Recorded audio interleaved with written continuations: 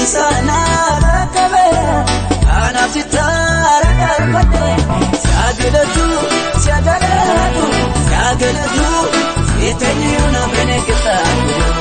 Saagalatu saagalatu saagalatu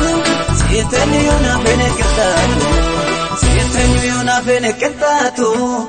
Itanyuna benekitaatu Itanyuna benekitaatu Itanyuna benekitaatu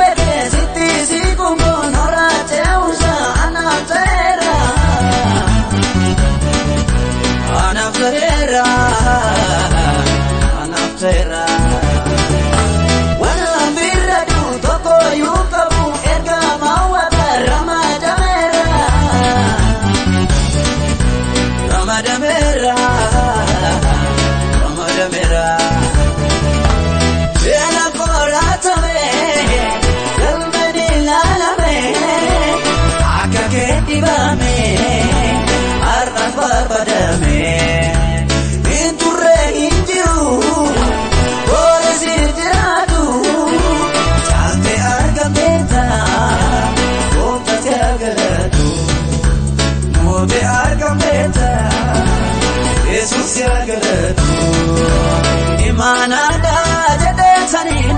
amsani sitira madde Deebisana rakabera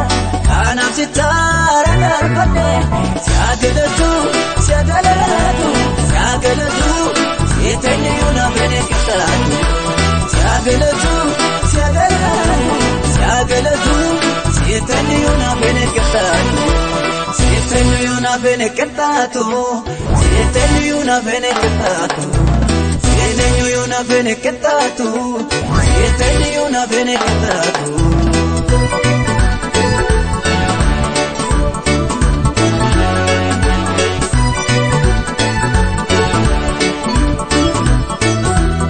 Wakakumala madura Apidua warana mera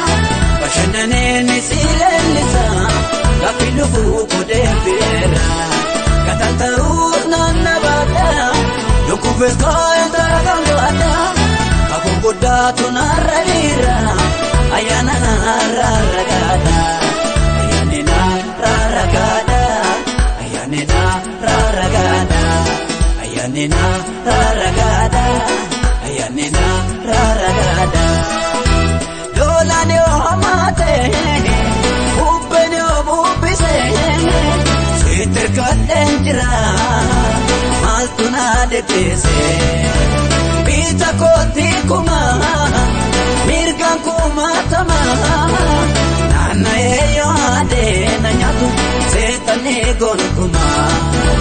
Nana eyo ade na nyatu Setane gonukuma Imanada jade sanin amsani sitira madde Deebisana rakabera anaaf sitara darbadhe Saagalatu saagalatu saagalatu itanyuna benekitaatu Saagalatu saagalatu saagalatu itanyuna benekitaatu Itanyuna benekitaatu Itanyuna benekitaatu Itanyuna benekitaatu Itanyuna benekitaatu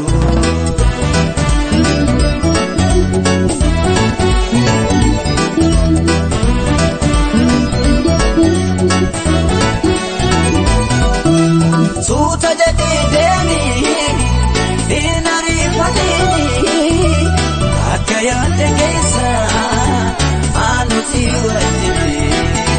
Jetna trumpate sajat